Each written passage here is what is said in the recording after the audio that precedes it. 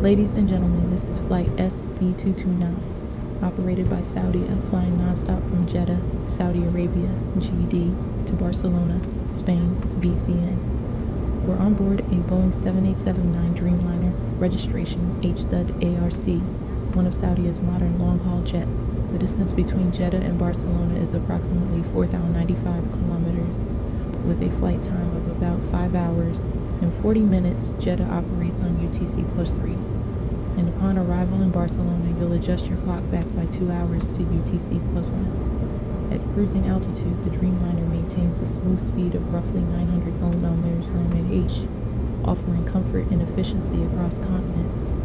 Follow along as SV229 bridges the Middle East and Southern Europe.